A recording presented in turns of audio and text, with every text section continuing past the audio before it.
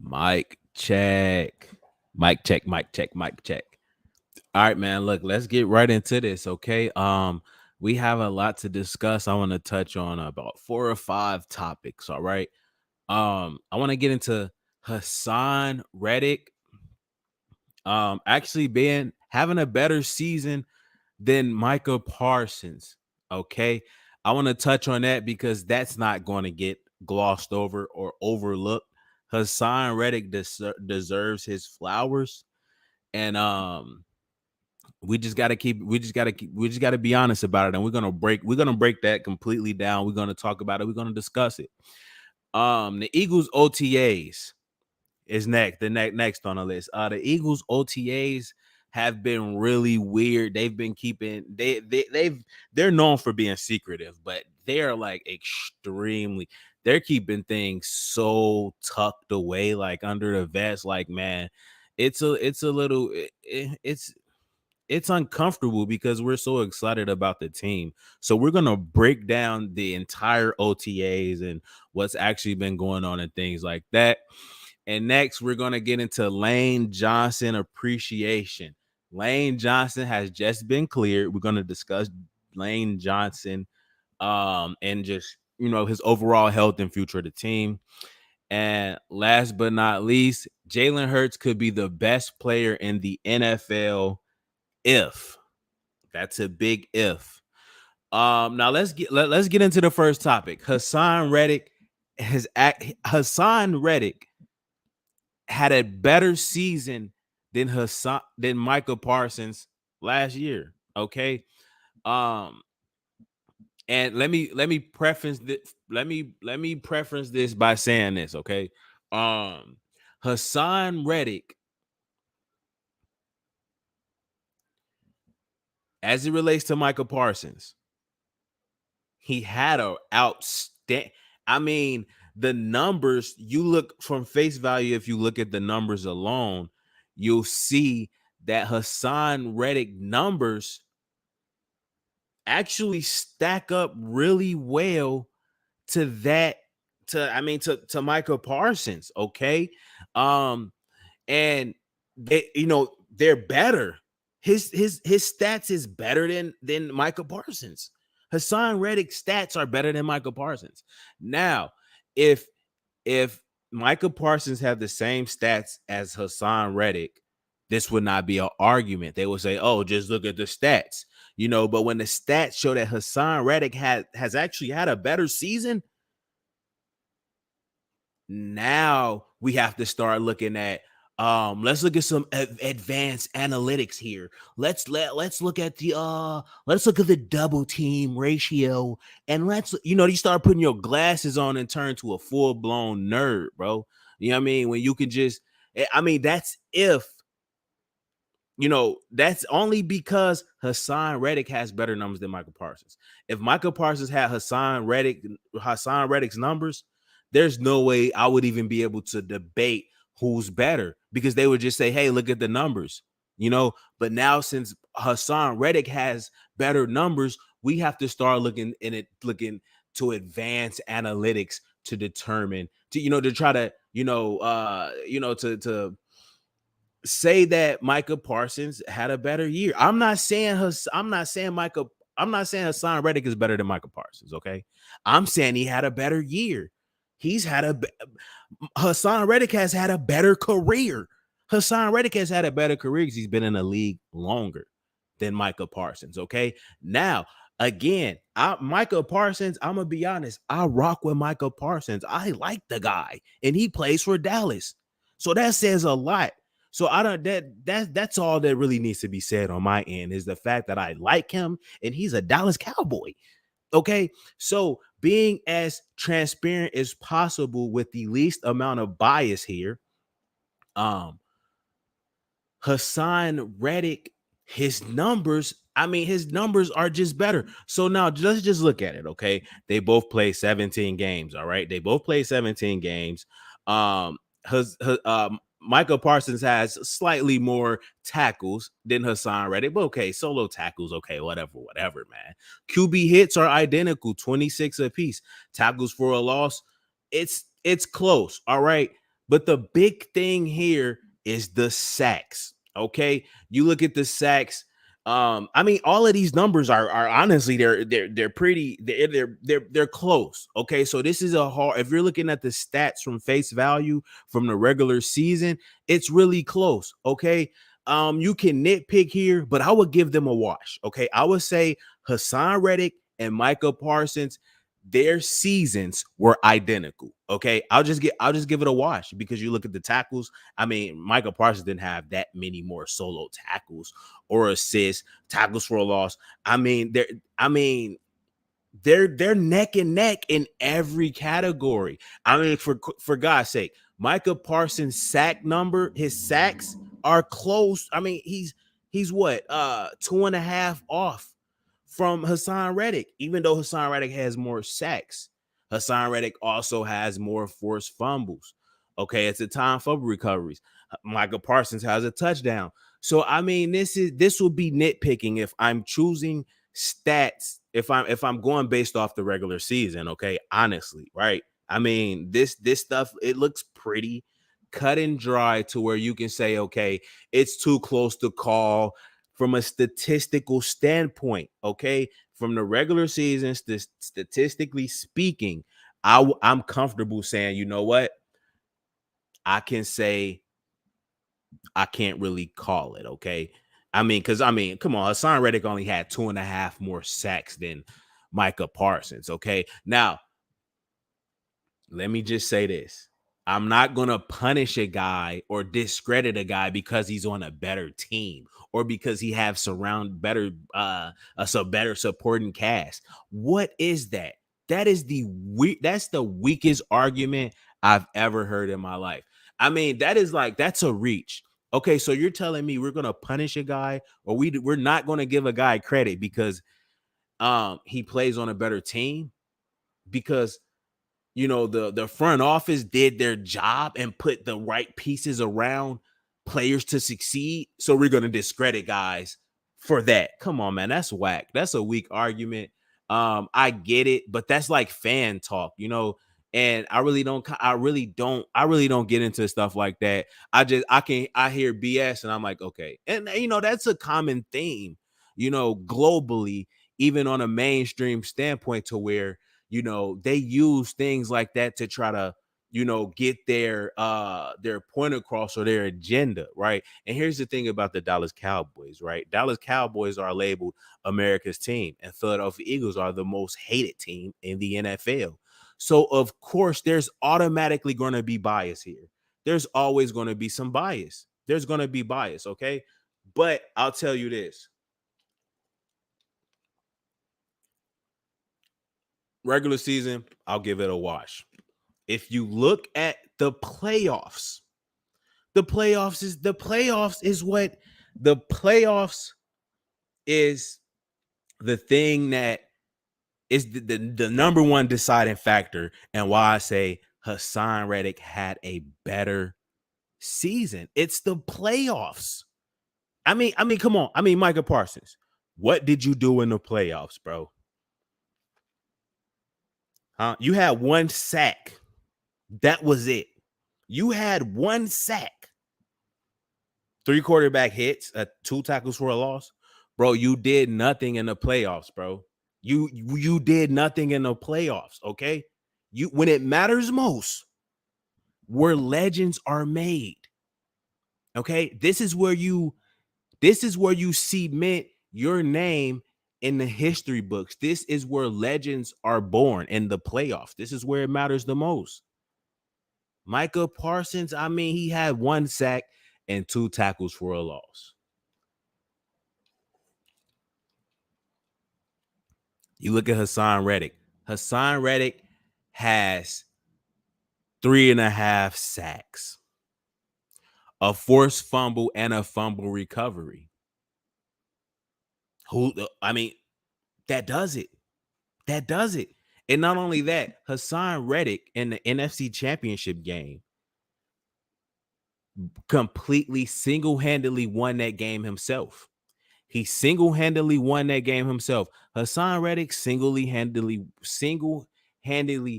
won that game himself. Hassan Reddick won that game. He knocked out the starting quarterback, knocked out the backup. He knocked out all the court. He single-handedly said, okay, you're not winning this game, 49ers. And his performance elevated the team to a Super Bowl. Micah Parsons hasn't done that yet. He isn't doing that. Micah Parsons isn't doing that. He's not. Micah Parsons, he's simply not on that level. Okay? He's simply not on that level. All right. And that alone,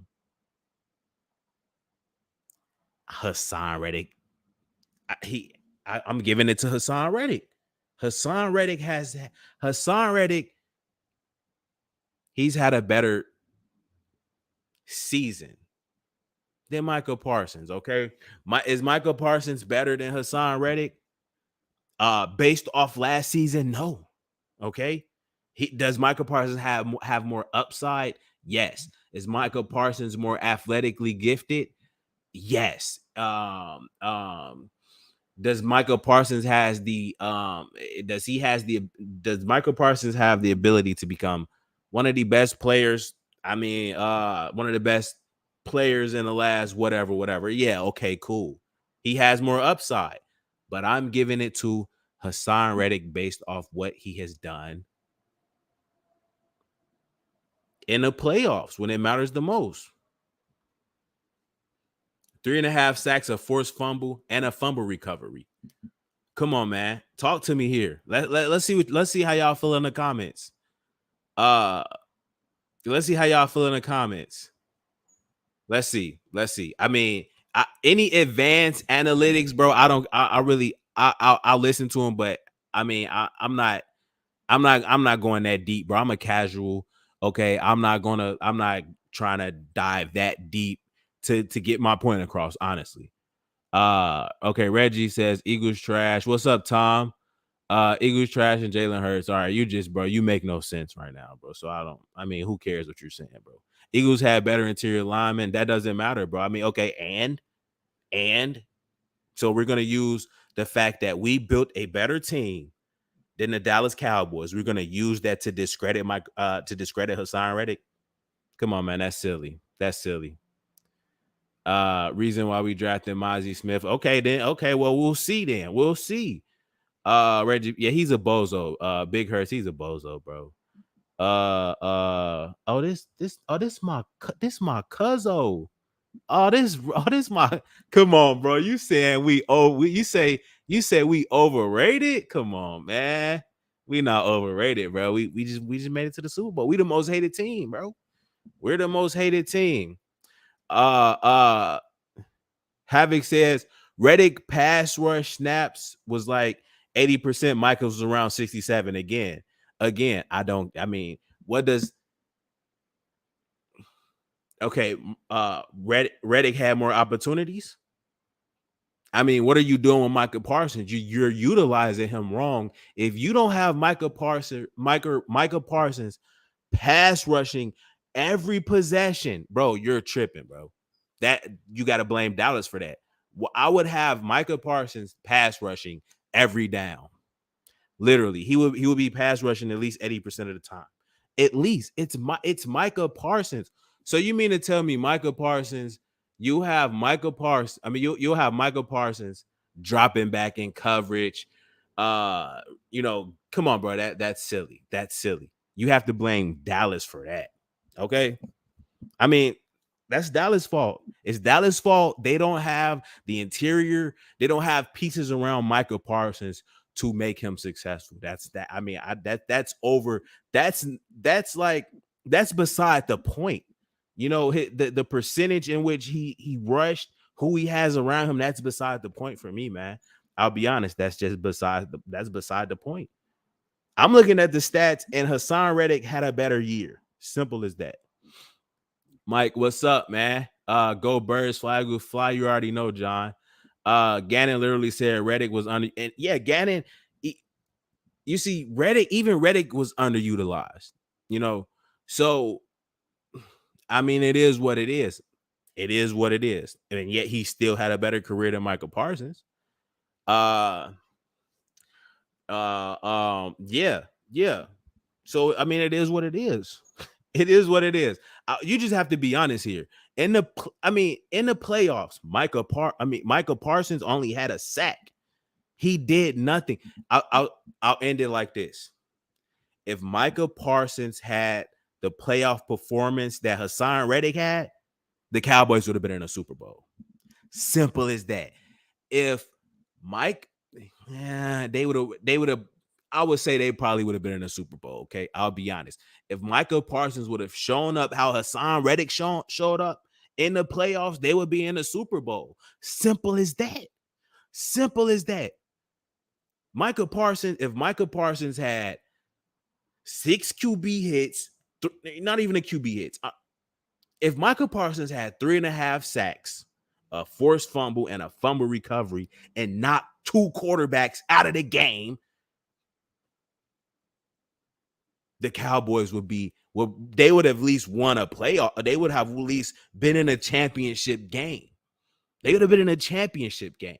We would have faith. We would have seen them in the championship game. Okay, but we didn't. And of course, this is what they do. I mean, it is what it is. But moving right along, Reddick is a beast, and Nolan Smith is going to learn from one of the best. Absolutely. Absolutely. And even if we're talking about longevity here, Hassan Reddick has been in the league longer. He's more seasoned. This is third straight. He's the only player ever in NFL history to have 10 plus sacks on 3 different teams. But this guy, for Hassan Reddick to get his flowers, this guy will literally have to break the single season sack record. He would have to do something extremely crazy for him to ever, because he's never gotten his respect. And that's how it is with Philadelphia. I mean, I don't know. The NFL just hates the Philadelphia Eagles. It's been like that forever. Okay, it is what it is. I understand it. It's like, okay, you got the America's team who everybody loves, the Dallas Cowboys. Then you got the team everybody hates, the Philadelphia Eagles. Of course, the bias is going to be amplified here. There's no way if you tell somebody, hey, Hassan Reddick had a better year than Michael Parsons, everybody's going to lose their they're going to lose. They're going to lose it. He ain't that good. Bro, look at the stats. Did you see the playoffs? He had 3.5 sacks in the playoffs. How is he not that good? Again, he's the only player in NFL history to have 10 plus sacks consecutively on 3 different teams. You can't do that if he's not that good. I mean, he's in the NFL history books. Come on, cuz don't troll. Don't troll me, cuz. Oh, come on, man. I know you trolling. I know you're trolling. I know you trolling, man. Parsons never wrecked a game. Like, I wouldn't say he never wrecked a game. Look, I'll give Michael Parsons some credit, bro. Okay, Michael Parsons, you have to game plan for Michael Parsons. Michael Parsons is disruptive. Michael Parsons, you can utilize him and move him around and do so many different things. Yes, if Michael Parsons was on the Philadelphia Eagles, I mean, dog. I mean, okay, he may look better than Hassan Reddick. I mean, I can give this guy credit because I actually like him, and I think he'll have a better career than Hassan Reddick when it's all said and done.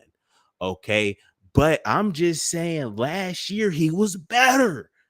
He was better, bro. If you can't say that after looking at the stats, looking at the playoffs, bro, I mean, I don't know what else to tell you. And if you have to use advanced analytics, bro, you're just a nerd now, bro. And you're overcompensating, bro. You're reaching. Okay, when you start, well, he only passed for 67% of the time compared to Michael Parsons 80. Whose fault is that? That's Dallas Cowboys, the organization, not putting their players in the right position to succeed. Okay, that you can't discredit Hassan Reddick because of that. Because Hassan Reddick had a better team around him, because the Philadelphia Eagles built a better supporting cast around their star players to succeed.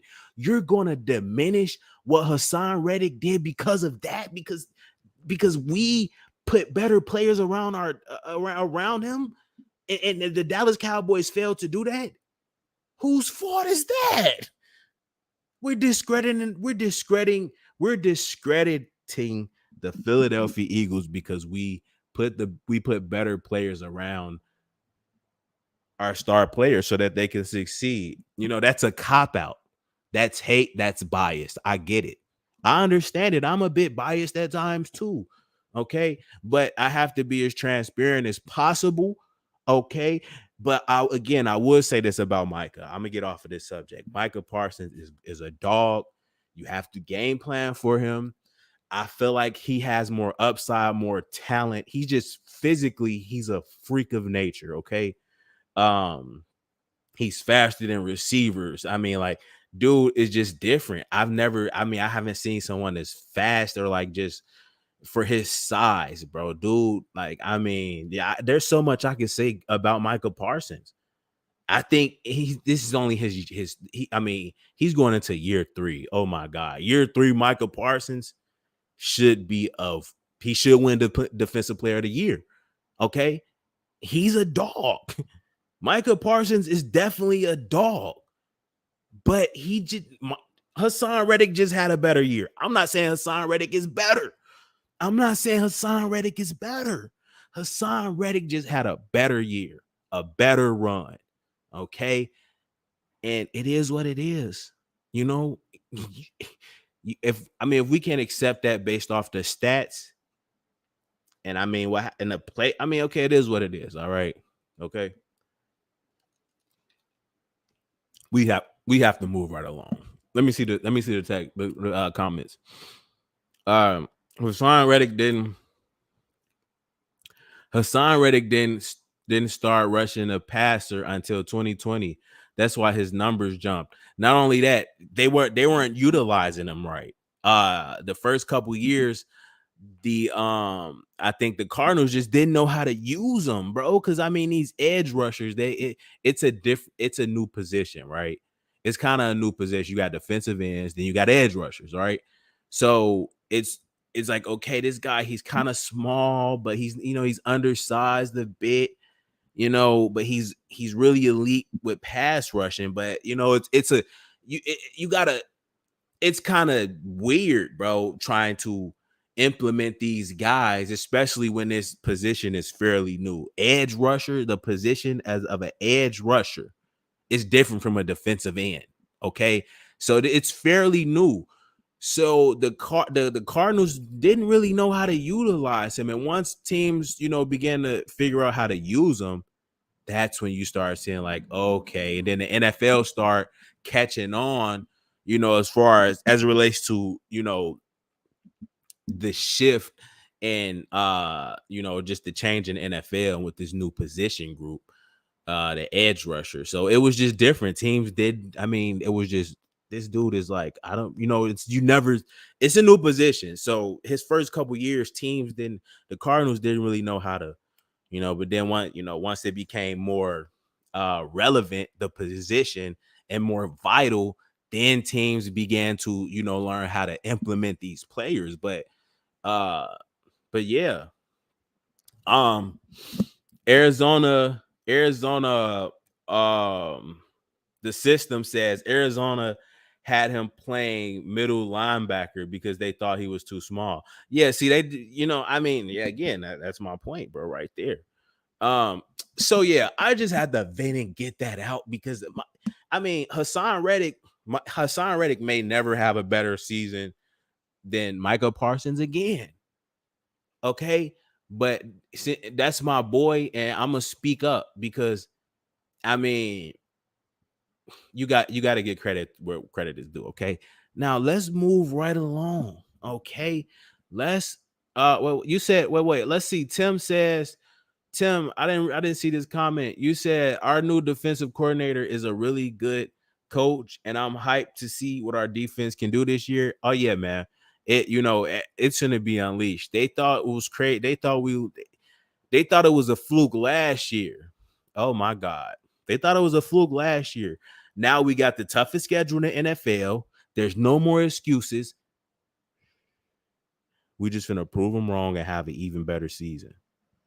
And it's gonna be hilarious, right? I'm gonna sit back, I'm gonna chill, I'm gonna do my content, talk my talk. But when it's that time, I want to see what the haters and the doubters are going to say then. I mean, we're playing the toughest schedule in the NFL. What more can you say? It's going to always be excuses when it comes to. We're going to always be discredited, man. Even if we win a Super Bowl, it's going to be, oh, it was a fluke, or our 2017 Super Bowl was a fluke. So I mean, I get it. I understand what comes with it. I've been a fan long enough to know this is how they treat the Philadelphia Eagles. I mean, I get it, right? I get it. The fan base, I get it. I get it. But come on, man. Let's be real here. I'm done with this topic. I'm done with it. Okay, let system says this is the last one, bro. I'm moving on. Man. We got a lot to talk about here. Hassan Reddick didn't start. Okay, I read that. Oh wait, no, you got another comment under that. Okay, Arizona had him playing. All right, cool. Let's move right along, man. Let's move right along here. We're moving right along. Eagles OTAs practice breakdown. Let's get into this. All right, because here's the thing. Um, here's the thing, man. The Philadelphia Eagles, I don't understand why they do this, man. Like last year, it's worse now. Okay. When it comes to the Philadelphia Eagles, they like, I mean, come on, man. Release the footage. Can we see our boys in practice? It's like pulling teeth trying to find compilations and see what our guys are doing in practice. Bro, it's disheartening because it's worse than last year. Last year, okay, we were getting stuff like every day, it was like at least 30 seconds, a minute if we're lucky. They were putting out more, but now they're holding even more. Like, come on, you guys gotta feed us. We need to see our team. You look at other teams, you look at just all the other teams around the NFL. The Cleveland Browns, for example, last year we had a joint practice with the Cleveland Browns. They live streamed the entire ordeal. I mean, this is during training camp, joint practice, 11-on-11, 7-on-7, stuff like that. The Cleveland Browns live streamed that entire ordeal. I had to go to the Cleveland Browns website. I had to start following the Cleveland Browns just to get insight, just to cover my team. Like, dude, this is ridiculous. I mean, bro, and it's worse. It's worse now. And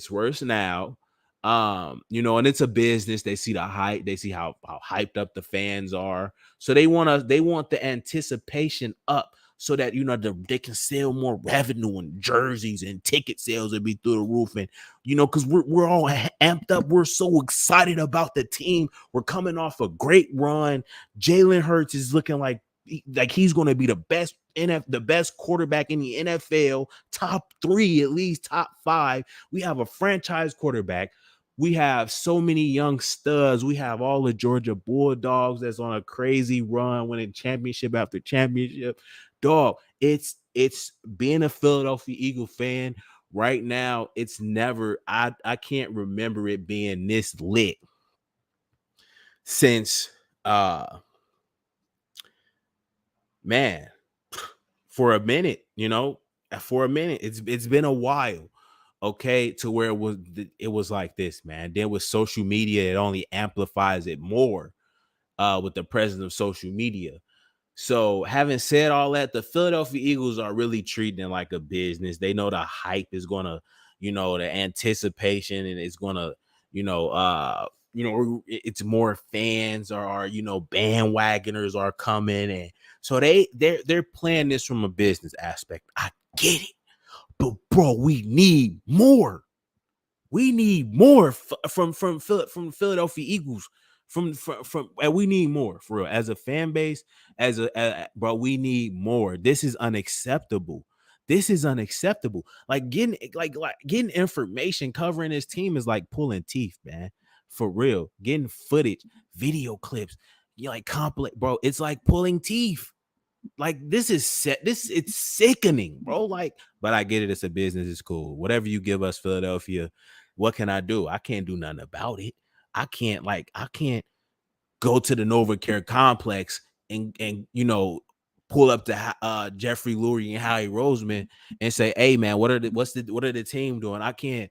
Now if I can dress up as a spy or somehow infiltrate the ventilation system and sneak through the building and secretly record the Philadelphia Eagles players working out or going through 11 on 11s, I would, bro. And post it. Like, I got exclusive footage of Jalen Hurts eating a Philly cheesesteak. I would do that type of stuff, bro. But I mean, I I just can't, man. It's unfortunate because I really want to, but that's how much they're building up the hype, man. It's like we're going nuts here, and I mean they're posting like little 10-15 second clips. I know training camp is going to be terrible, man. I don't know how much we're going to get from training camp, if anything, but it is what it is. Let's not rant. Let's just get right into. Let's break this thing down, man. Okay, let's break this thing down. OTAs, workouts. We're gonna start with Sidney Brown. Okay, Sidney Brown, dude. I mean, he looks like a stud. You look at his tape. He looks pretty good. He looks solid. He's working out. He's putting in work. He's putting in work. It looked like it's on his own time. This is an individual workout. Between just him and that's his trainer. He's putting in work. It's like he's doing like a full body thing. He's doing back, hitting some legs with the Bulgarian squats. So he squat. He's doing the bent over rolls for his back. This is a full body workout right here. This is impressive. A lot of hitting some legs, the hamstring. So he's training his full body here. He look like he's training pretty intensely. So this is good to see. This is good to see the individual workouts. It's always good to see your guys putting in work. And to actually see a full body workout. Now he's hitting some chest, some triceps. This is this is what we need. Unfortunately, it's not the Philadelphia Eagles organization. Now, this is OTAs. Look, okay, all right. The Philadelphia Eagles right now, they are in OT. They're on they're going through OTAs. It's organized team activities. It's not mandatory, okay? So, the guys that you see here, oh yeah, they hungry. I mean, they don't have any lives. This is what they live, sleep, and eat football.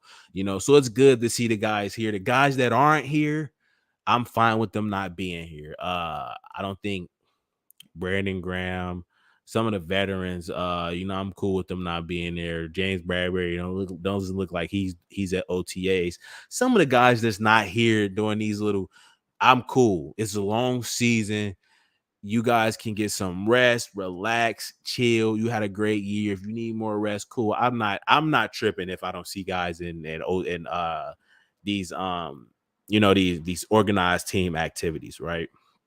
But the guys who are here, I'm happy to see them, bro. I'm happy to see them. It shows they're putting in work. They don't have to be there, but they are. So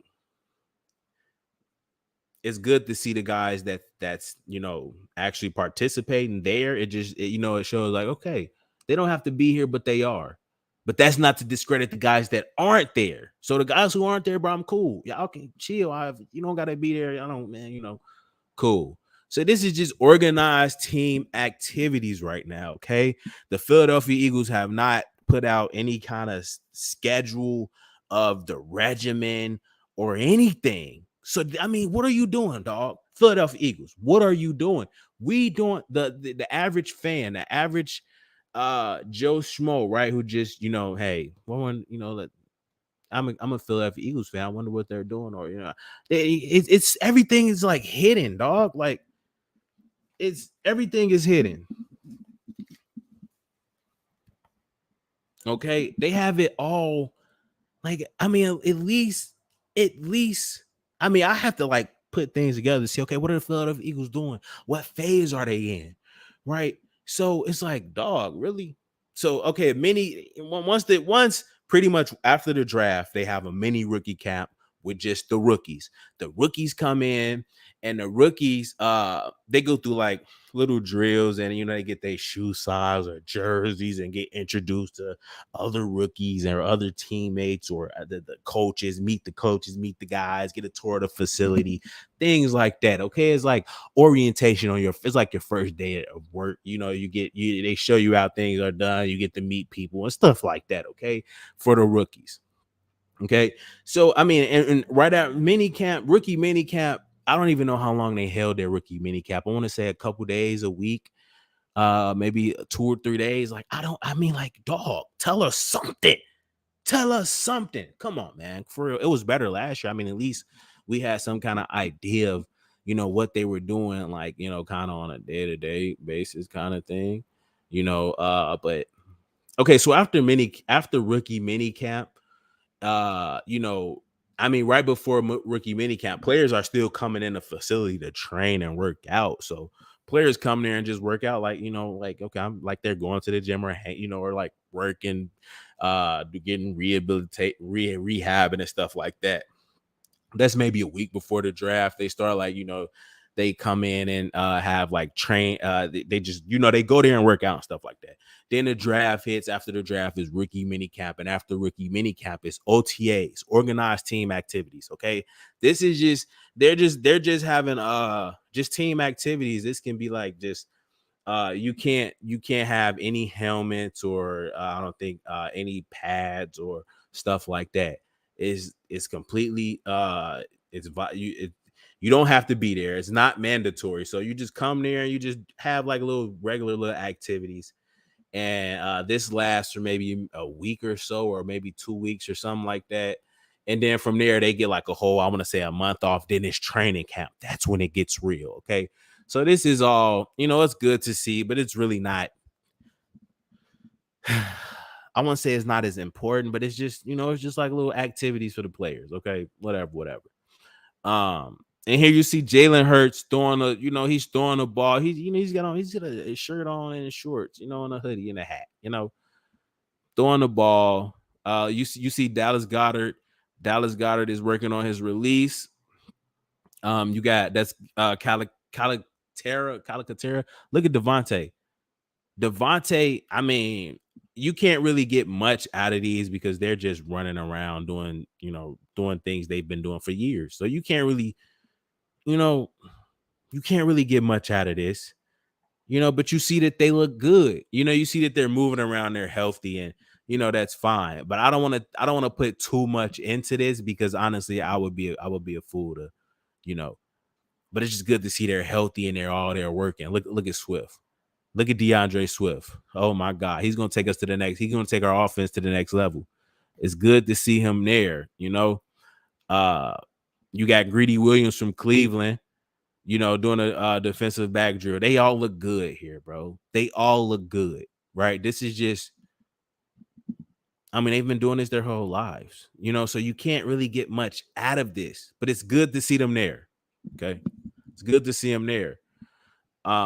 You could look at the hips, how these guys are getting out of their breaks, things like that. Um, You see Jalen Hurts with a perfect spiral here. I mean, to Devontae Smith. So I mean, it's not. I mean, It's a good appetizer. Let's put it that way. And here's some of our rookies, man. Sorry for the edit on this video too, guys.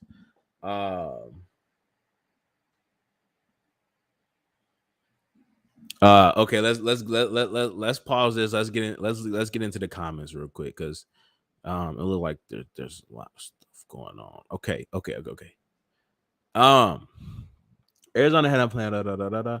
Myram says, "Yo, what's the word, my boy Myram here? What's up, bro? How you feeling, man? Um, Not your typical Leo 42 says, man, bump them Cowgirls fans, bumping their gums, saying they're the team going to the Super Bowl every year and it's their year. At the end, they are watching at home like me. LOL. Fly goose fly, man. You already know what it is when it comes to Dallas Cowboys, man. The defense was normal. The defense was normal before Has came. Went from 29 sacks to 70. The only addition we added was Reddick. That says a lot. The only addition we added was Reddick. That's cap, bro. We had Chauncey Gardner-Johnson, James Bradbury. Do you mean from the past, the defensive line? Okay, yeah. So there's an argument to say, hey, we went from 29 sacks to 70 with a sign Reddick. So look how he impacted, our defense. That's a great point, bro. Myram says facts on God, bro. Not your typical Leo. Again, he says they are trying to hide the talent and unleash it during the season. They don't want to give anyone a heads up. Yeah, okay, I get it, man. I get it, but I mean, the tape is out there. People watch tape. You know who these guys are for the most part. So it's like, I get it. I understand. I thought about that too, and that's dating back last year. I'm like, man, what are they? What's going on with the Philadelphia Eagles, bro? Because some of the stuff I had to do to get like footage was like ridiculous, man. I had to like search the entire internet, bro, the high and low. So I'm like, maybe they just want to keep everything, you know. So I get that, bro. I get that. It's Nick. Travis says, it's Nick Sirianni's idea to hide the camp workouts. Man, look, Nick, bro, it ain't that deep, man. For real. It ain't that serious, man. You gotta feed us. You have to feed us, bro. Like, seriously, you have to feed the fans. You know how we are. You know we're loose screws. Everybody knows the Philadelphia Eagles fan base. We can be a little, yeah, whatever. Okay, we're just misunderstood. But the bottom line is, you got to feed us, man. For real. We need a little more. We need a little more. But it is what it is, man. You got to lean on the content creators to kind of fill that void that the Philadelphia Eagles are just refuse to like, man, whoa. It disheartening.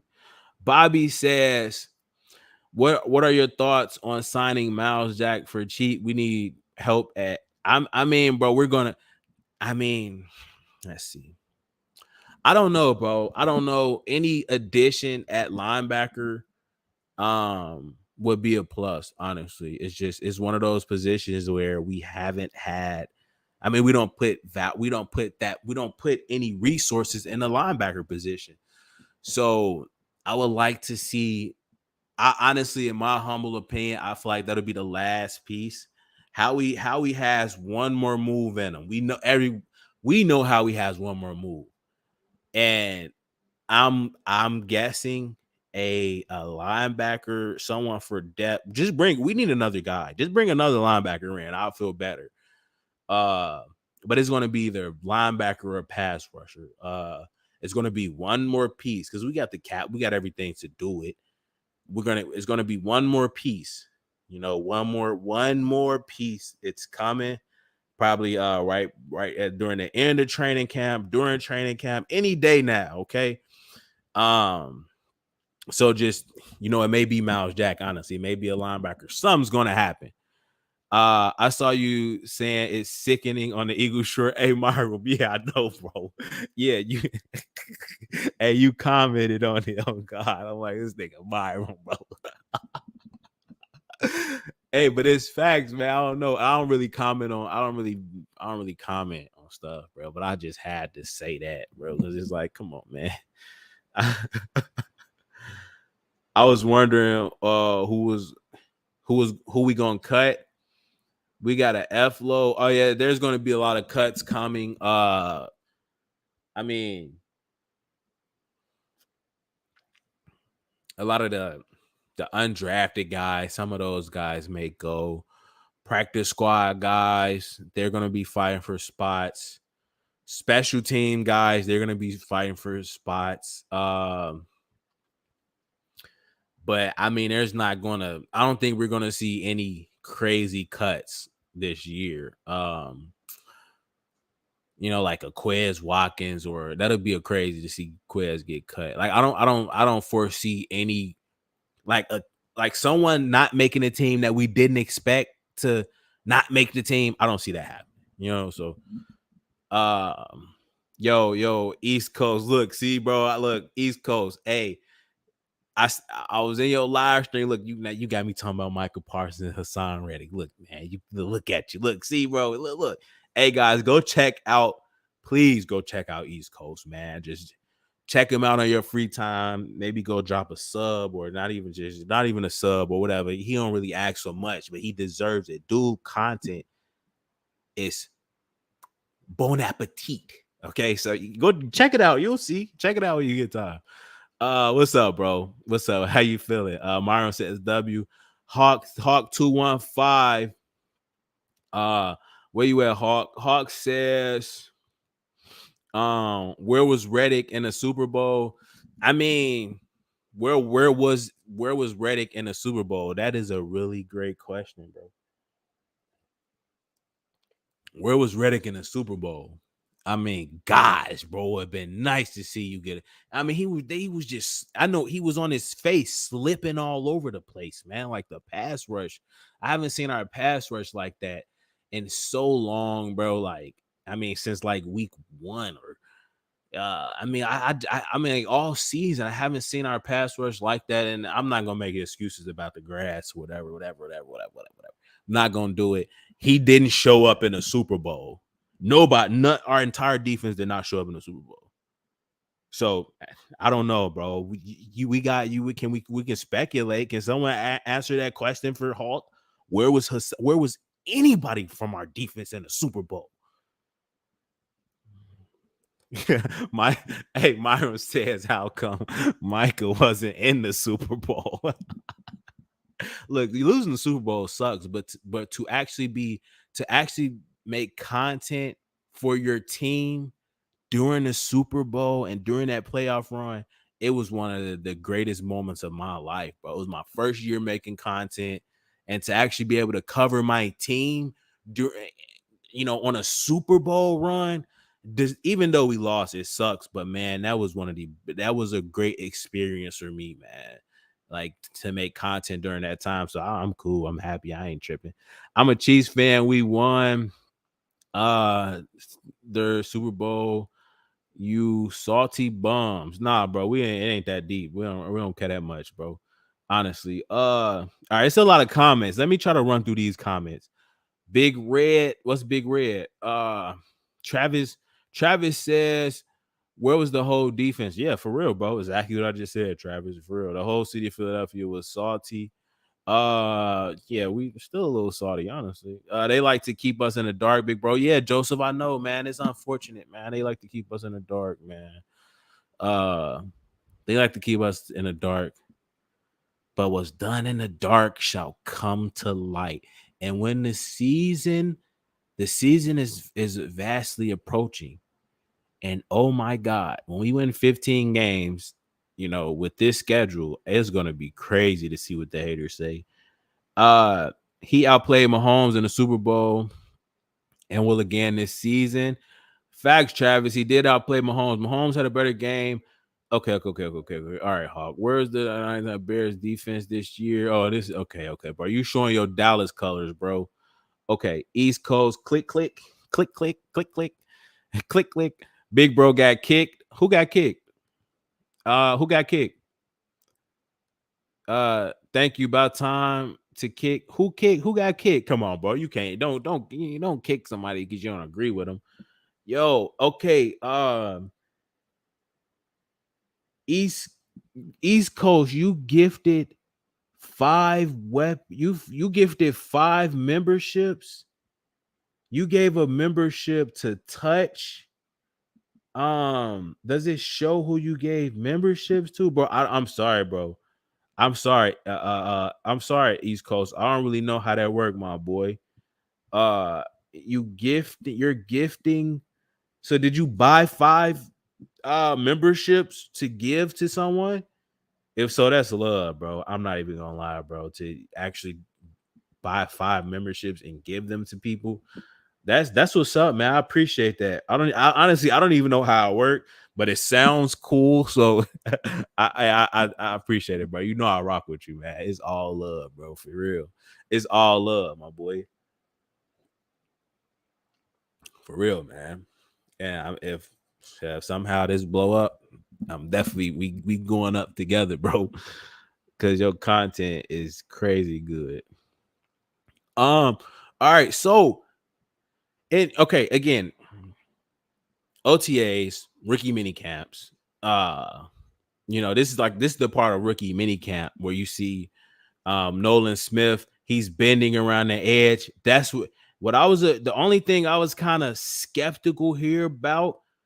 I mean, dude's lightning fast, all right, but when his bend, he kind of like slips a little bit, so he's still a work in progress. He's a rookie, so I know. I mean, Jalen Carter is strong, powerful. He's gonna be a dog, but Nolan Smith is just fast and dog. He can come in. He'll come in there and just Nolan Smith will just come in there and make plays just off of the edge. I mean, he can his speed alone, just his speed and his ability to bend, and just get low, off the edge, bend with that speed. Um, I mean, that's enough to get you a couple sacks. And his Nolan Smith athleticism alone is enough to get him about 5 sacks his rookie year. And if or pressures, or be a solid rotational piece. So get some snaps, uh, get some work, and get some knowledge from the older guys. So I'm fine. I just seen him slip, and I'm like, whoa, bro, you gotta have some balance there. But this is just all nitpicking, man.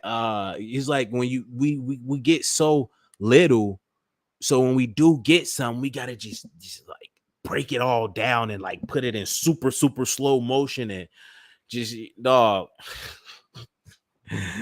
This is like driving me insane, bro. For real, man.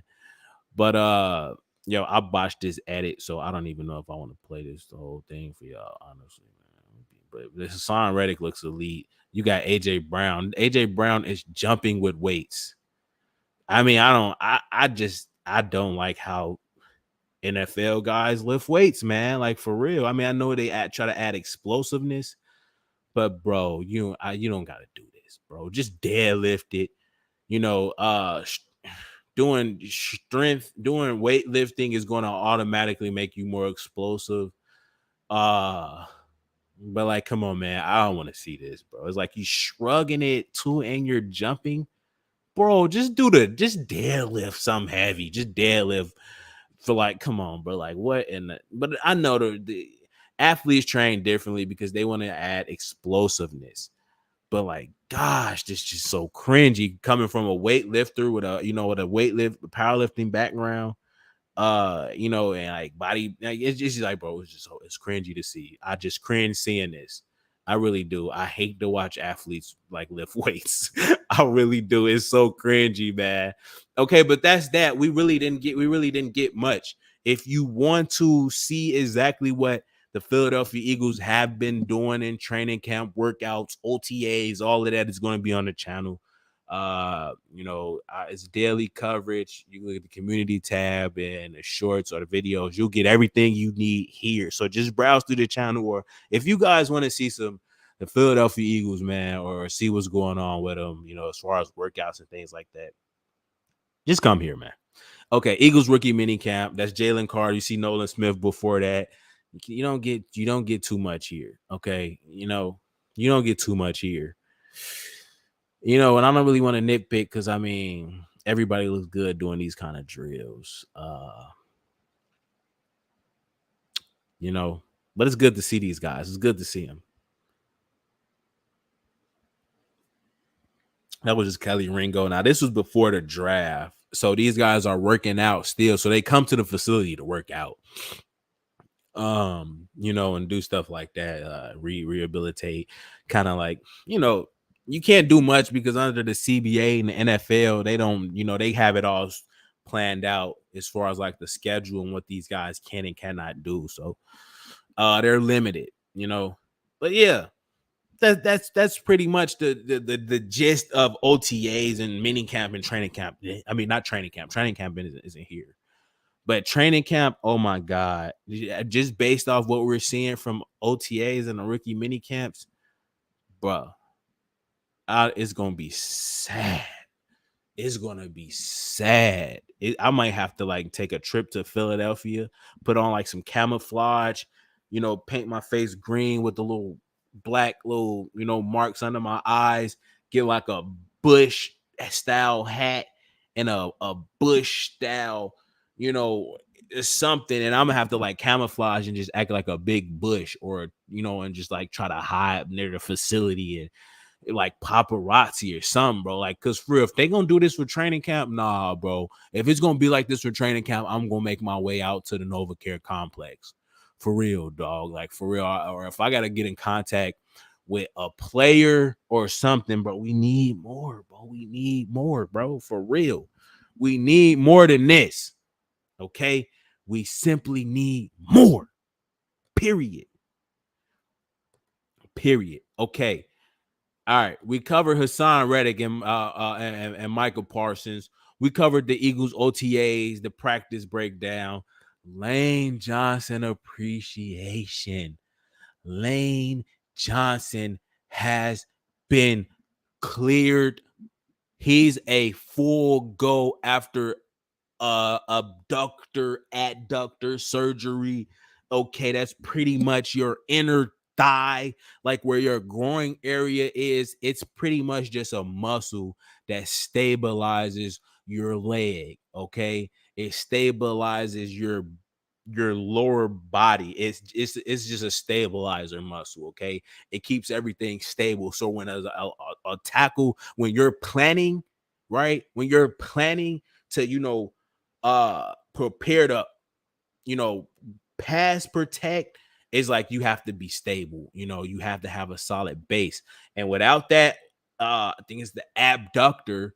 Without that stabilization, bro, I don't understand how he played in the playoffs. Honestly, there's no way, because it feels like a groin. Honestly, because it's near your groin. It's kind of, I believe the ligament attaches to your groin, if I'm not mistaken. So it feels like a groin. Okay, imagine having a groin, something wrong with your groin. Okay, everybody was saying it was a groin. No, it's an abductor, adductor, one of those. Okay, but for him to play through that, he had surgery. I covered his surgery. He's a full go. All right, and quick, and I want to. I'm going to touch on Lane Johnson. I'm gonna touch on Lane Johnson. And then I'm gonna get into Jalen Hurts. I'm gonna finish it off with Jalen Hurts. I'm late. Sorry. Hey, Touch, you don't gotta say sorry, bro. You on, man. Don't do that, bro. Come on, bro. You all good, my boy. You all good. Shout out to Touch Grass. My boy Touch Grass is in here chopping it up. Hey, what's your Super Bowl prediction? My Super Bowl prediction is Philadelphia Eagles and Cincinnati Bengals. Okay. With the Brother Bowl, right? We had Jason Kelce, Travis Kelce. I think it's going to be a repeat, but it's going to be twin brothers. It's going to be Sidney Brown, our rookie, and his brother Chase Brown from Cincinnati. You heard it here first. If you hear anybody with this prediction, okay, somebody else can predict Eagles, Bengals. But if you ask them why, and they say, hey, okay, because the Brother Bowl part 2 with the two rookies, they got it from here, bro. Okay, it's cap. If you hear it from anywhere else, it's going to be Philadelphia Eagles, Cincinnati Bengals. And I think we pull it off. I think we get them this year, honestly. Okay, that's my prediction, bro. Early prediction. Way too early Super Bowl prediction. So the Eagles season Kelly Ringo for like 2-3 years. They maybe try to rotate him to strong safety or free safety. Maybe get another cornerback or free safety. If not, then wait. That's a mouthful. Let's start over. Should the Eagles season Kelly Ringo for like 2 to 3 years? That's only if he needs to be seasoned. If he doesn't need to be seasoned, if he's actually competing, then yeah. But I would say he may need a couple years. He may need a year or so to transition into the speed of the game and stuff like that, understanding the playbook. It's a lot, bro. Okay. So I think he would actually have to start on special teams, give him a shot at corner. He says he won his fair shake at corner. He came out and said it before the draft. Give him his fair shake. I mean, a guy, he's a stud, honestly. Based off just, he played on a championship team in Georgia. Their first championship, he sealed it. What was it? This first championship? Yeah, their first championship, he sealed it with a pick six to win a game. So, man, he has all the right makings of, he got the size, the speed. Dude, these guys from Georgia, bro, they are like athletic freaks. This guy runs a 4.3 at like 6'2", 6'1", long, lanky corner.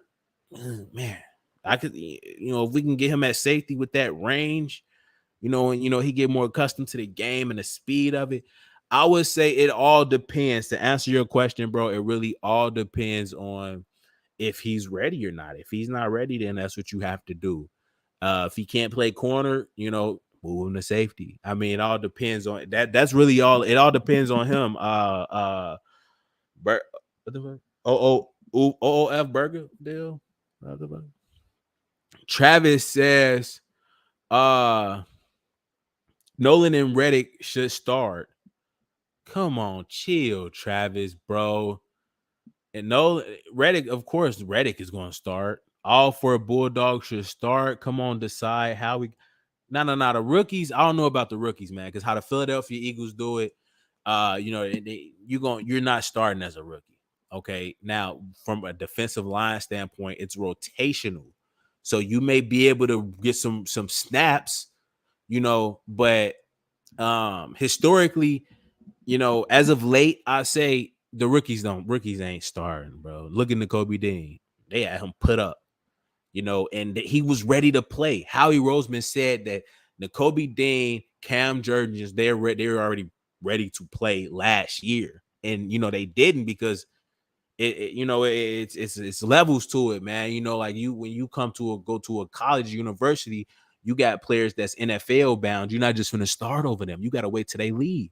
So, and the Georgia, they're familiar with that because that's just how their organization was ran as well. So it's like, okay, we already know, like, we've been through this before. We got to wait our time kind of thing. Which these guys are wait your time. It's what do they call it? What's the word? I can't think of it. Like when you start a job and there's someone ahead of you, they call it something like not senior citizen, something, bro, seniority or something like that. So I mean, the older guys, I mean, you just gotta wait your turn, bro. You know what I'm saying? So, I mean, I don't know if Nolan. I doubt Nolan is going to start over Josh Sweat, bro. Brandon Graham too. I don't know, bro. But if he can get some playing time, be a rotational piece, and make the best of that. But that's only because he's playing D-line and it's a rotational thing. If he was a lineman or any other position, he probably wouldn't even play at all his rookie year. Look how they did in Kobe Dean. He didn't play at all. He was just on special teams. But since he's in a rotational group, he'll see some snaps, but he's not starting. He's not starting unless there's like an injury or something like that. I don't think the guy is starting. Bro say, okay. Bro say I'm late. Come on, bro. Good, my boy. Burger. I don't know, man. Should the Eagles see? Oh, okay, I read that one. I say Eagles Chief rematch. I don't think the Chiefs get back, man. I don't think they probably. I don't think they get back. They probably win another one in like 2 years or something like that. I mean, but you never know. They might. I mean, I can't even. Yeah, they got a nice infusion of young talent with Patty. So yeah, that's very likely. Honestly, probably Eagles Bills. Yeah, Eagles Bills. Maybe I want to, if I had to pick anybody else besides the Eagles, just to, kind of remove my biasness, I'd probably say it's going to be a sleeper. The NFC is up for grabs. I think the 49ers regress.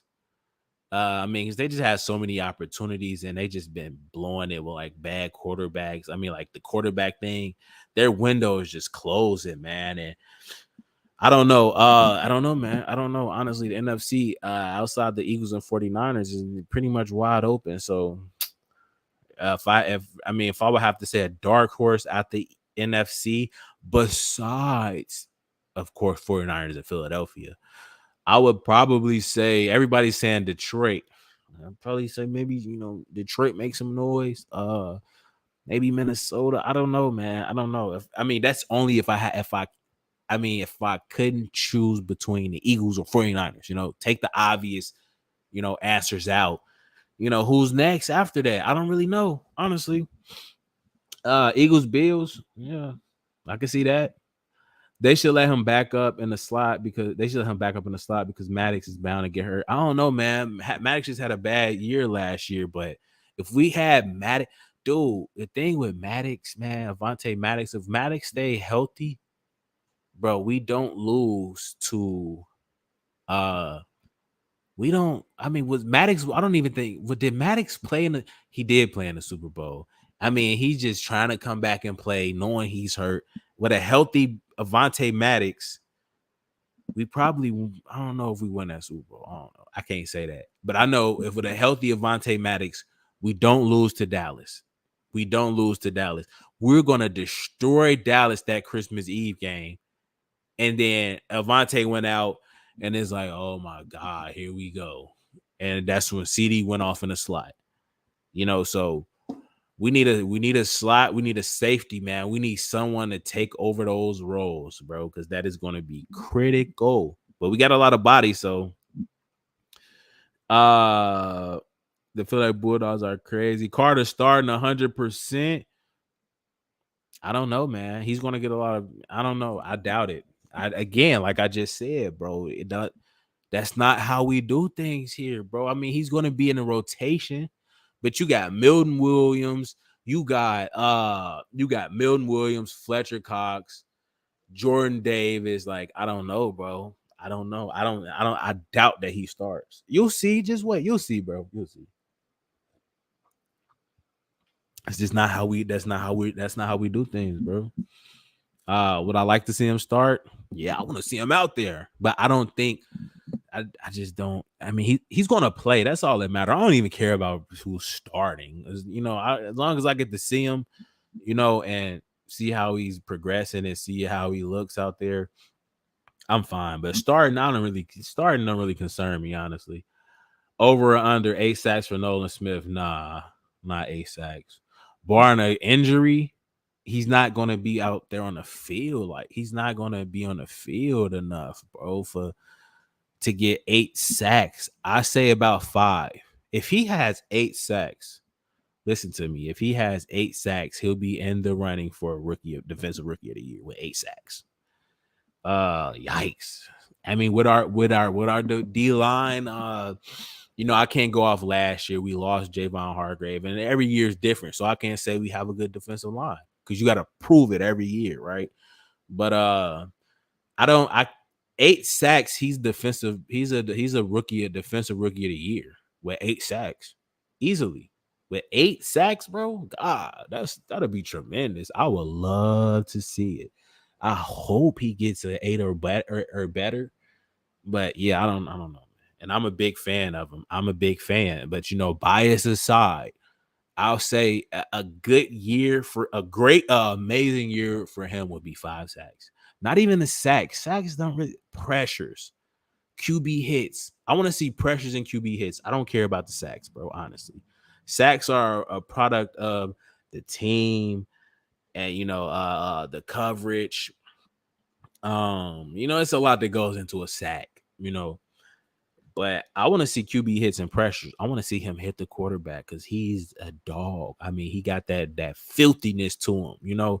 He got that filth. That boy got that filthiness to him.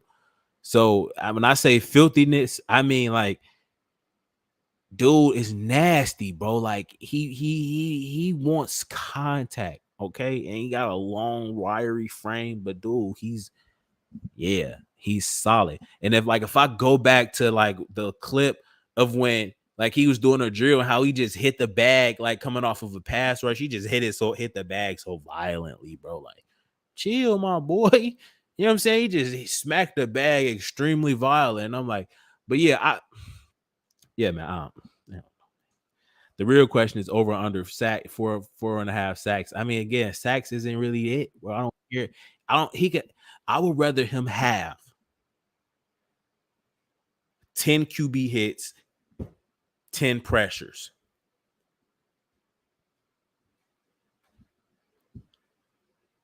15 QB hits, 15 pressures. I would take the pressures and the hits over the sacks any day. Any day. I know that may sound wild, right? But I would take the QB hits and the pressures. Honestly, if he's just getting pressure, if he's getting pressure, I mean, pressure kind of pressure and QB hits kind of go hand in hand. Because if you're getting pressure, you can get pressure without getting hits. But most of the time, if you're pressuring a quarterback, you're going to get a couple hits. So, I mean, I would take the pressures and the hits over the sacks, bro. The real question, he said Nolan told Howie. Travis says Nolan told Howie, you want to win. He can't do that on the bench. Yeah, I mean, bro, they're not starting. Okay. I don't think they're starting. You can take that to the bank, bro. Okay. And if I'm wrong, I'll be wrong, but they're not starting. They're gonna play, because the defensive line, the D line is rotational. It's all rotational. So he's gonna get some looks, he's gonna get opportunities. But starting, we gotta chill, bro. For it. I know I'm hyped up. I want to see him, but they're not starting, bro. I mean, and I wouldn't even. Honestly, I kind of don't want them to start anyway. Let them learn. Let them get some snaps in here and there. See how things. You know, just relax. Let them kind of ease their way into things. See how things go. Sometimes that's best for a rookie. We are. A lot of times you want to rush those guys out and that can do a lot of damage. That could do more damage than anything. Sometimes we got the best roster in the NFL. We got the best roster in NFL. Front office just got to do their job. Coaching just got to do their job. If we have the best, look, Myron, if we have the best roster in the NFL, subsequently, that means the front office has done their job already because they acquired the talent. So the front office already done their job by getting us the best roster, or one of the best rosters. It's about the coaching. It's coaching now, Myron, in my opinion. But front office, they're not off the lead they don't get any leeway either, bro. So I feel you, bro. The system says watch out for Milton Williams, have 4 sacks coming off the bench and 9 tackles for loss. Yeah, man. I thought Milton Williams was gonna have a breakout year last year. I went so far as to compare him to Aaron Donald, and I know that's like, what? That's absurd, right? But I don't know. Some of his numbers in the combine was that of Aaron Donald type, but so I probably was reaching. I probably was calf. I probably was on some being extra, right? Trying to hype him up too much. But I'm big on Milton Williams, bro. I'm big on Milton Williams. I think he's a dog. And I mean, how are we gonna pay him? He's gonna go. Milton Williams is probably gonna go somewhere else and be a stud. It's just unless when Fletcher leaves, Brandon Graham leaves, that opens up more. So we may be able to keep him, but we need to see him. We need to see him, bro. We need to see him. He's one of the guys we need to see play. My stats for Nolan Smith. Let me run through these comments so I can finish this stream, bro. My stats for Nolan. Eagles only said my stats for Nolan Smith are 4.5 sacks. Okay. 11 QB pressure, 21 tackles, 7 tackles for loss, 1. That's rookie of the year, bro. That's rookie of the year. Come on, man. That's rookie of the year, bro. That's rookie of the bro. That's rookie of the year. 4.5 sacks. I mean, yeah, albeit someone else has that. That's amazing, though. I'll live with that. I don't know rookie of the year. It depends on what all the other rookies do, but I think that may get him that. Also, I am okay. Eagles only. You're okay. This is your second account, Burger. Oof Burger. I don't know how to say that shit, bro. Eric, what's up, my boy Eric in the building? Shout out to my boy Eric, man. He said I don't want them starting until second half of the season. I don't. Starting is overrated, bro. For real, they don't need to start, especially on a D line that's rotational. Just get him, put him in a rotation, man. I mean, starting is so overrated, bro. It's so overrated when you're talking about a position, a skill group, a group that it's all rotational. Starting is really kind of irrelevant. No, by front office, I mean rehab training. Oh, okay, I got you, Myram. Okay, facts then. Facts. I feel you. LOL. Swollen City Fitness says, I feel you. LOL. One more, bro. Over or under 1,000 yards for Goddard? Over. It better be over. I'm gonna rant. I'm gonna fucking rant. I'm gonna rant. If Goddard don't have a Goddard over 1,200 yards, he's too good. Okay, he's too good. If you're not gonna use him, trade him. Okay, if you're not gonna get him, trade him, then, bro. Trade him. If he's not gonna be over 1,000 yards, trade him. He's one of the best tight ends in the league. Bro, I would start a whole rant about Dallas Goedert. See, I'm not even gonna do that, bro. But he's like that, all right, and he doesn't get any recognition. Same with Hassan Reddick. It sucks, bro, because last year was his year, and he missed some games with his shoulder, and still came back big catch in the Super Bowl. I mean, touchdown against the Giants. I mean, bro, dude is different, but I can't really back up what I'm saying until he actually have that year to where, like, yeah, I see. Yeah, and then I could talk my talk like with Hassan Reddick. Hassan Reddick, I said last year he was better than Michael Parsons. Okay, I was tripping. There's no way, what the hell. It's just like I foreseen him being kind of utilized or just as effective as Michael Parsons, right? I said that last year. And now it's like, okay, he's kind of put himself in that argument. I'm not saying he's, but he's putting himself in that same breath, by people having to even mention them together. So that's what I need from Dallas Goedert. I need Dallas Goedert to put he has to, I mean, it takes the organization has to give him those opportunities, man. And it was just unfortunate they knocked him out of the game, right? They knocked him out of the game. Okay, that was all. It was all cheap. It was dirty. That's the only way you could stop the Philadelphia Eagles. You have to knock these guys out of the game. Simple as that. Other than that, you're not going to be able to stop the Philadelphia Eagles unless you permanently knock them, put them on the sideline, bro. And Washington did that. They kept our offense off the field, and they knocked Dallas Goedert out the game. He's one of our enforcers. So if he can stay healthy, breaking all those tackles, just being a dog, crazy catches, like, bro, imposing his will, great blocker, really good route runner. He's working with AJ Brown and Devontae Smith extensively now, exclusively with them. So, I mean, he's going to be next level. And that's why I say that, okay? He's now working with AJ Brown and Devontae Smith exclusively, like, seeing how he can get better ways to get open and picking their brains, So, I mean, with that, bro, oh my God, it's going to, I say over. Okay. I say over. Okay. Vic says salute to you. Weapon X salute, bro. No, salute to you, Vic. Much love to you, bro.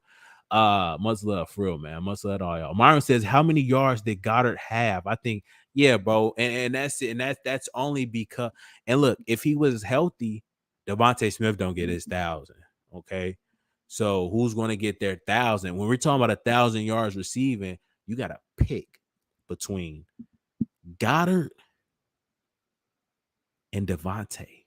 Okay.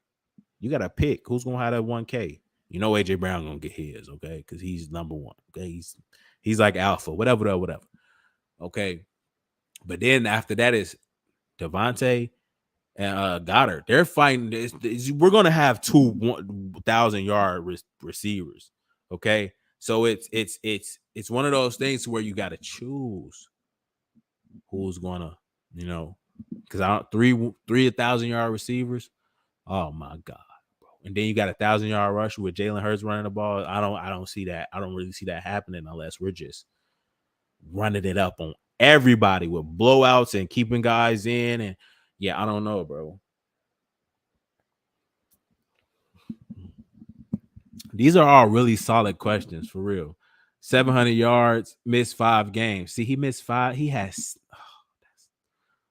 If this is accurate, I'm gonna take your word for this. If he has 700 yards and missed 5 games, bro, like that's amazing. That's really good. But that just shows the trajectory he was on, man. Okay, if he has 300-yard games,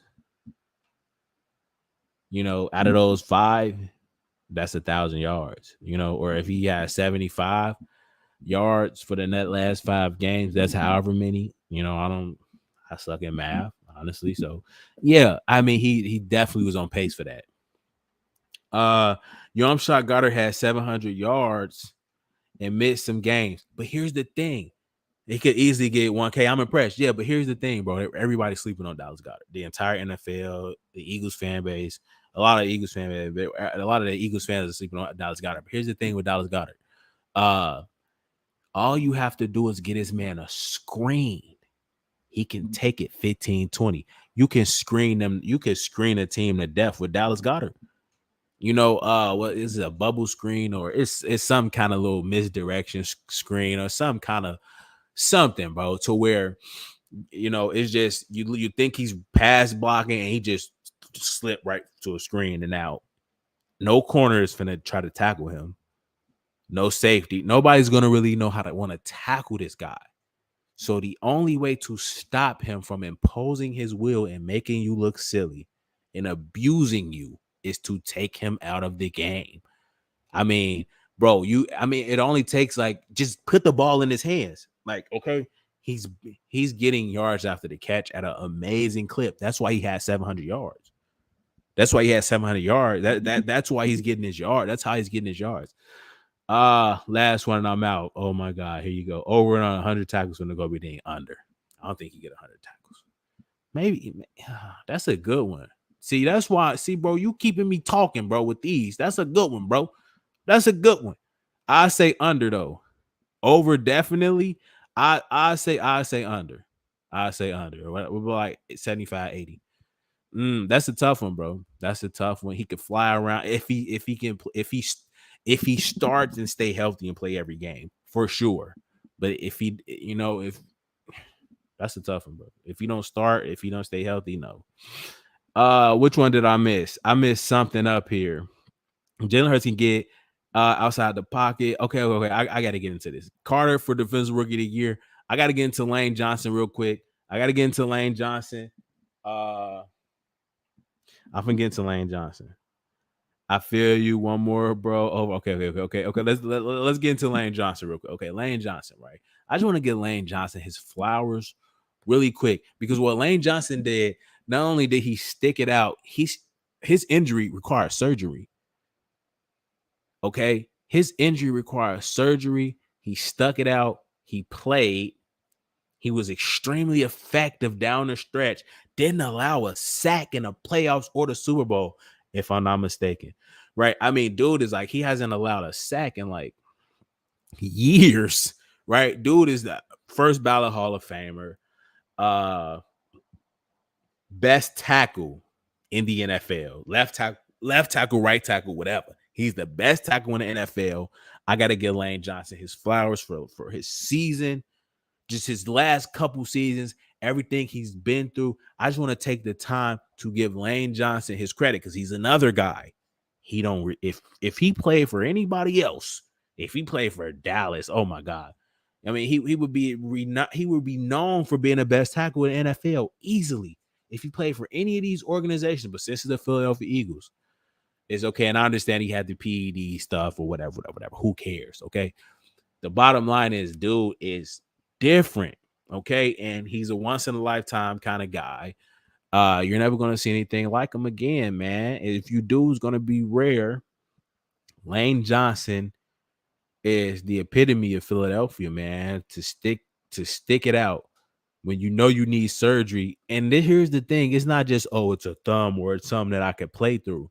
He needed surgery, and again with the injury, it's a leg injury which stabilizes your entire lower body. It stabilizes your leg and your core. And that's where everything starts. So to have that near your groin, like how are you planning and like it's just tough for him to knowing you need surgery. And not only did he fight through that, he played extremely well and didn't allow a sack or probably didn't even allow pressure. Dog, that is absurd. Dude needs his flowers because he's amazing. Like, and as a content creator, I have to do that because I know that we're being underserved, especially in the mainstream media, whatever. But I mean, they're not going to give, they're not, I mean, he does he get his respect? Not as much as he should. He wasn't even on the top 100 last year of NFL players. So it's utterly disrespectful. Especially after, almost retiring and the thing with like depression and, I know anxiety and wanting to like just quit playing and, just what he went through, his story. He deserves his flowers. So shout out to Lane Johnson. We love you. You're one of the best players in Eagles history, one of the best right tackles. One of the best tackles in NFL history. Let's just call it what it is. Okay. Now, I want to last but not least, I want to finish this off with Jalen Hurts. I've been waiting to get to this. This was the topic I've been wanting to talk about since I got on here. Jalen Hurts. Let's see the comments real quick. I'm gonna run through this, bro, with Jalen Hurts real quick. Over Kelsey. Okay. Marvin says. Okay. And this for y'all, bro. Okay. Eagles only say, speaking of running the ball, DeAndre Swift has Philly blood in him. Sirianni is going to be pounding the ball down the entire NFL throat, easily 1,000-yard plus game if he stays healthy. Big if. That's what everybody. But I feel like I say this every year all the time. For the last 2 years, I've been saying this. The offense should run through the running back and a tight end. Let them get their work through the middle. Get Swift the mismatches in the slot. It's gonna be hard to cover him, bro. It's gonna be hard to cover him. So let them work the middle of the field. You go inside out, work the middle of the field, and then from there go outside, man. It's gonna be wide open. So I feel like and it's easier for Jalen Hurts to just hit his tight end, hit the running back, and that creates confidence and you start building momentum. Now, next thing he's 6 for 6, 7 for 8. You know what I'm saying? 9 for 12, 10 for, you know what I mean? So now it's like, because you're giving him easy, now he's warmed up, he's ready, he's feeling himself. Get your quarterback nice and warmed up, have him complete some easy pass next thing now he's ready. He's ready to sling that thing. And next thing he's throwing the ball deep all over the place, high QBR and completion percentage. So that's how I feel like it should be ran. Hopefully that's how they do it, just running through them. Through Dallas Goedert and Swift. But I'm big on Swift. And Goddard, bro, for sure. Last one and I'm out. Okay, I read that one. Okay, cool. Let's see. Okay, over definitely. He's the best O-line in the league. He's one of the best. Now you can talk when you talking about talking about Trent Williams. But yeah, I put him up there. I say he's the best for sure. That may be a little biased. Nah, he ain't allowed a sack in like 3 years, bro, or a pressure in like 2 years. He definitely the best. That's facts. He say fair opinion. Appreciate it, bro. Over Kelsey. Wait, what over Kelsey? Like, what you mean over Kelsey? What Eagles only? Kelsey's more known, but Lane better. Ooh, yeah, I think. Oh, we talking about who better, Lane or Jason Kelsey? That's a poll. I'm gonna do that poll as soon as I get off. Who's better, Lane or Jason Kelsey? They gonna kill me for that. Both, both, both, both. I can't pick. I can't pick. So whatever. That's a good one. I would make a poll just to like get everybody riled up when I get off with this. Who's better, Lane Johnson or Jason Kelsey? That's tough. But I don't know, man. Hot take: Hurts will pass for 4K yards next year. Facts. That's not even a hot take. That's facts. Let me get into that. Swift and Kenny G going to be switching. Swift and Kenny G going to be switching from running back to wait. Yeah, man, it's gonna be crazy to see a running back to actually move around like that. In a slot and just be that type of piece. It's gonna take the team to the next level. I hope you stay healthy. Mariota's pretty good. He might be really good. Mariota's pretty good. He might be really good. He says he so hope Hurts stay healthy. Okay, yeah. Okay, yeah. I feel you, bro. He's I mean, but let's say Hurts needs to miss a couple games. God forbid. I'm comfortable with Marcus Mariota. Okay, now let's finish this off right with my boy Hurts. Okay, Jalen Hurts can easily become the best player in the NFL if he has everything there. He's shown that he can continue to produce and be elite. This is some things he like. If he's been working on these things, or if we can see the offense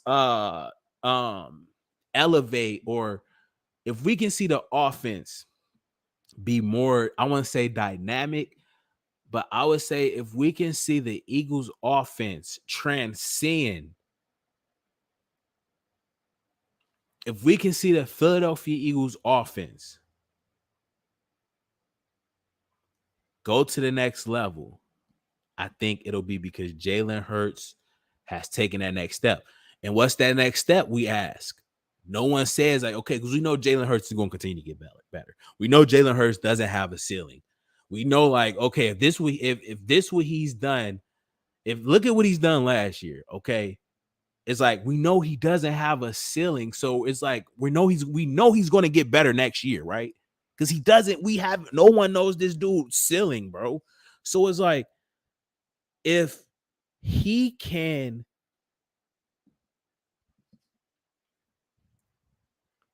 begin to break the game down before the snap, like Peyton Manning calling out reads or different looks, or Omaha, like that linebacker's blitzing, or if he could just switch from a three receiver set to like an I formation, or if he could just like completely just scratch a whole play and change a completely different formation and do pre-snap adjustments. If he can elevate his game to that level, become more cerebral, because he already is, but if he can start changing up plays and, putting players in more advantageous positions, or if the Philadelphia Eagles give him more say so to like just unleash the entire playbook to him, that's his next level in progression. Okay, if he can pre-snap adjustment, make different looks, hot routes, whatever their cadence are, ramen noodle 34, or chicken tender 68, or whatever they calls are. Okay, and if he can go take his game to that next level, he's going to be the best player in the NFL. That's one category that will catapult him, or I feel like would bring him one step closer, right? Because now it's Joe Burrow or Jalen Hurts. So he's like he's a top 5 quarterback in the NFL, arguably. Now to become top 2, number 1, he would have to. That's one thing he would have to knock off his checklist, in my opinion. Number 2, pocket awareness. Now, what I mean by pocket awareness, I mean from a Russell Wilson standpoint, to where you're not, okay, nothing's here, I'm just taking off, right? Or if there's nothing here, I'm going to break the pocket, try to get like 1-2 yard gain and slide. if he can extend the plays longer, I mean, like if he's in a pocket 5 or 6 seconds, I mean he's in the pocket but maneuvering around, breaking tackles in the pocket, extending the plays even longer in the pocket. Dog, that's next level for him. Okay, if he can do those two things, he would be elite. He would probably be, he would undoubtedly be the best player in the NFL. I mean, he's already extremely accurate. I know he's going to be even more accurate. Okay, so he's going to be more accurate if he can make pre-snap adjustments. Right, so now you putting your players in. You see that look. Okay, yeah, okay. Chicken wing 68. Now that's a signal to AJ Brown. Like, all right, pre-snap. Let's switch from this curl go route. This corner is, he's in zone, or the safety is on a blitz. So now you're going to be wide up. If he can do that, bro, oh my God. Because, I mean, Peyton Manning made a living off of it. Omaha. He's switching everything else up. He's reading it. Come on, bro. That's next level. And last but not least, if he can extend time in the pocket, dude's going to be elite. He may be the best player in the NFL. So Jalen Hurts, he can be the best player in the NFL if he can do those two things. In my humble opinion, that's just how I feel, gang. That's just how I feel. And that's it. That's it for the stream. I'm gonna read comments and I'm gonna just go through the comments and then we're gonna get up out of here. But that's pretty much it, bro. Let's see. Win MVP and Super Bowl. Okay. Win MVP and Super Bowl. If he can do those two things at elite level, yes, he'll definitely win the Super Bowl, bro. I think so. Desai gonna cook. Yeah, Desai. I like Desai. I just dropped the short about him, bro. Nah, Jalen Hurts top 3. Yeah, I would say top 3. That's fair. Top 3 is fair because you got Burrow number 2, Patty Mahomes number 1. Yeah, I'll say, but I don't know, man. I can get him top 2 because he outperformed Patrick Mahomes. He went further than Joe Burrow, and he had a better season. From a I wouldn't really say statistical, but not from I wouldn't say from a statistical standpoint, but you can if you add on the rushing yards and the rushing touchdowns. But I feel like Joe Burrow. Okay, Joe Burrow. People say Joe Burrow is better, yeah. So they give him the number two spot. But they say Jalen Hurts is number 3. Okay, whatever. But I think Jalen Hurts is number 2. I mean, he outperformed the best player and the best quarterback in the NFL on the biggest stage. He played better than him. He had a better game. Could have won it. Should have won it. But it is what it is, man. Okay, it is what it is. I ain't gonna rant about that. Jalen Hurts, Josh Allen, man. Yeah, for real. Wait. Speaking of running. Wait, what the hell? Yeah, did I just read that, bro? You said speaking of running the ball, not Philly blood. Yeah, I think I read it. If Jalen Hurts is getting Madden cover, he should get Madden cover. He deserves Madden cover. Jalen Hurts is getting Madden cover, then he's getting 95 overall, getting playmaker X Factor. Yeah, I play Madden, but not like that. I don't know about the X Factor stuff, bro. Only Pat Mahomes is above him. Facts. I can agree with that. I'm reading these from the least. I mean, from the last one to I'm going backwards reading the comments. Hey, he's already number 2 quarterback in the league. Apparently, you don't watch the NFL QB index. No, I think he is. I think he's number 2. He outplayed Patrick Mahomes, so I could arguably say he's going to be better than Patrick Mahomes. Patrick Mahomes already reached his ceiling. Jalen Hurts hasn't. So, yeah, I think Jalen Hurts would definitely. I think Jalen Hurts has the potential to be the best quarterback in the NFL, honestly, because he hasn't reached his potential yet. He hasn't reached his ceiling yet. Did Dallas draft the wrong Smith again? Bro.